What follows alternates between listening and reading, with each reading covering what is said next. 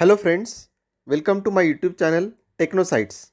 I am Sandeep Kanka and today in this video I am going to cover introduction to Python. In this video you will learn about basics of Python, structure of program, history of Python, key features of Python language, Python applications, installation of Python and execution of simple Python program. Python is one of the most popular and flexible programming language used nowadays.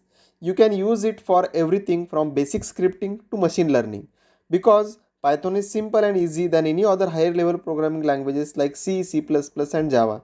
No need to have prerequisite knowledge of any other programming languages to learn Python. Simple syntax for writing program. Python is portable, extensible and flexible in nature as it is open source also. What is Python?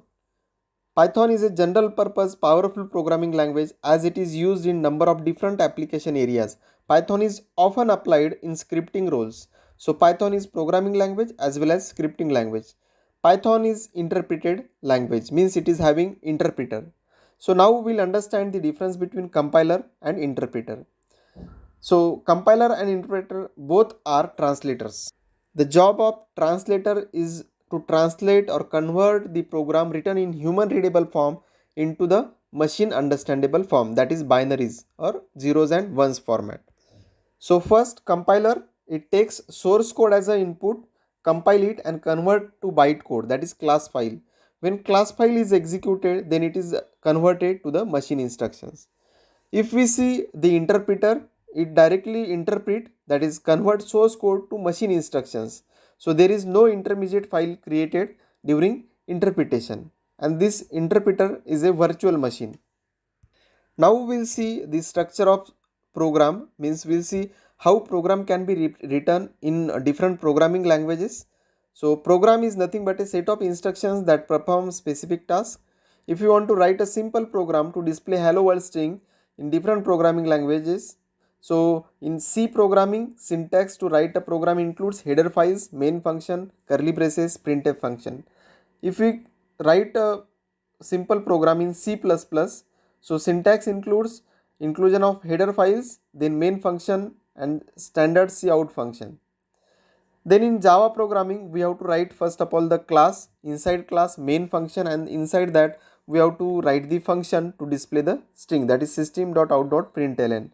And now if we just compare with the Python, so in Python we have to write a very short code to display the string, that is simply print, and in the bracket in double quotes we have to write the string. So from this you might have understood that how easy it is to write a program in a Python. Then history of Python. The Python was invented by Guido van Rossum in Netherlands in early 90s. So why the name Python was given? Because Guido Rossum is a fan of Monty Python's Flying Circus, which is nothing but a famous TV show in Netherlands, and it is also successor of ABC language.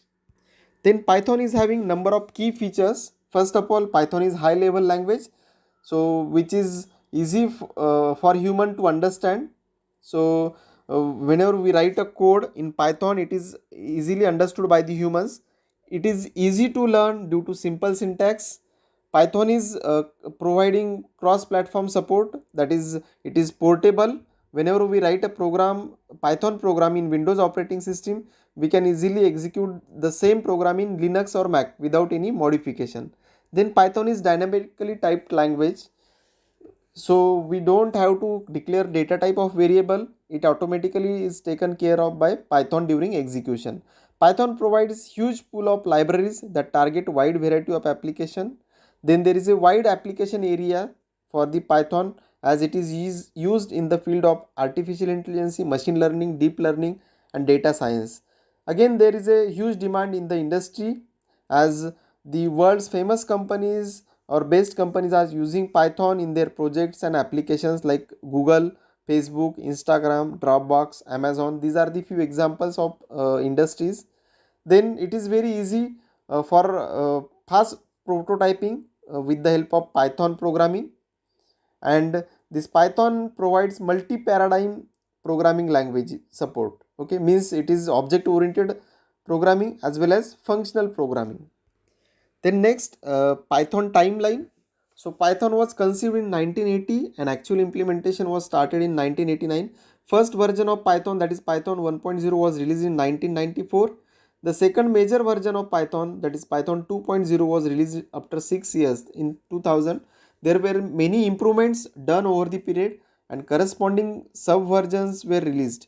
Python 2.0 became extremely popular and picked up by a huge number of organizations for their project. The current version of Python is a Python 3, was released in 2008, and this was the major improvement over the earlier version of the Python. January 1st, 2020 is decided as the end of life for Python 2.0. The current version of Python 3 and the current version of Python 2 is 2.7.15 as of February 2020. Then if we see Python applications, so Python can be used for developing applications in the field of artificial intelligence, machine learning, deep learning, as well as data science. Then it is used in the field of image processing, numerical computing. For web development and application development, Python can be used. In the field of IoT and communication also nowadays Python is used. Then for software development and game development, Python is the famous programming language. Minimum system requirements for installation of Python are related to operating system, Windows 7 or later. We can have Linux or Mac. Then next, RAM requirement is 1 GB or more, hard drive 128 GB or more. Then processor requirement 32-bit or 64-bit. Okay, and preferably Core i3 processor is recommended. Now we'll see the installation of Python in Windows operating system. In Google, type Python download. So we'll get the website python.org. Click on this download Python. As we are having Windows operating system, so for Windows we can install this download Python 3.9.7. By default 64-bit system I am having. So this installer I will be downloading on the desktop. After download is complete, you have to double click on that installer and the installation process will start. Here you have to keep the settings as it is by default settings. Click on install now and then installation process will be started. So here if you just observe, it is getting installed. Okay, different libraries and different components are becoming installed. Installation will take 2 to 3 minutes, so we have to wait for that. So now we'll wait till the time all the components get installed. So we have to wait for the successful setup or successful installation. After successful installation, we'll get the message. So the message like setup was successful. Then we have to close this window. Click on close and in search bar, Windows search bar, you have to type Python. Okay, so I'm searching, so I will get the Python version. This is old version, that is 3.8 version that I have already installed on my system. So once again I will search Python. So yes, right now this Python 3.9 64-bit version. Okay, so I will open this IDE and here I will type a simple program. So this is like console programming we can say. So print, then in the bracket in double quotes hello, and we'll get the string displayed as a hello. So this is one of the simple program to display hello string. Okay, once again I will take the different string. I will type I am learning Python. Okay, and I will press enter. So it will display the output message. We can do arithmetic operations here also. 2 plus 3 5, 5 minus 3. Okay, so in this way we can execute the programs by using the Python idle. Now we'll see installation of PyCharm IDE. So first of all, go to Google again, search for PyCharm. So this is official website jetbrains.com. Click here on the jetbrains.com. So that web page will get opened. Click on download. So after clicking on download, we'll be having two options, that is professional edition and community edition. Okay, so professional edition, it is giving us with the only trial version, but in case of community version, we'll get the free and built up open source version. Okay, so click on that download. So whenever you will click on that download, okay, so download process will start. I will be downloading it on desktop. Okay, so it will take some time to download. Okay, so again for downloading it will be taking near about 2 to 3 minutes, because size of that particular downloader is large, that is 371 MB. Click double after finishing, after double clicking, downloading will start. So here this I am already having the previous version, that is 2020.3.2, so that's why it is showing me this kind of instruction or notification. So if I want to upgrade, I can choose both the check boxes, and then I will click on the next. So again after clicking on next, this installation process will start. So now I am going to upgrade my previous version of PyCharm IDE.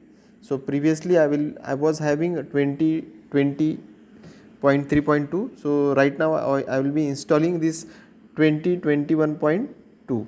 okay, so yes, again you have to click as next by keeping this default setting as it is.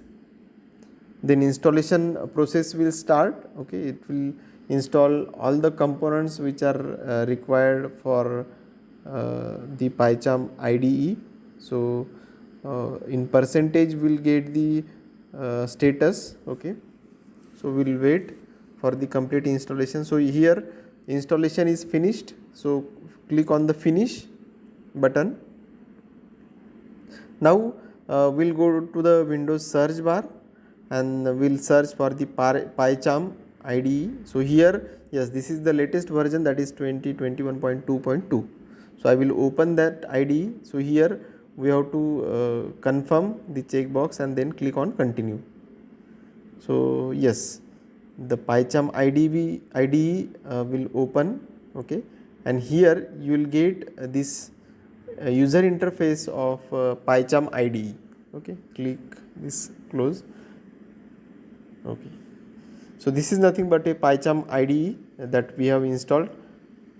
These are few important links related to Python. Okay, and please like, share and subscribe my YouTube channel.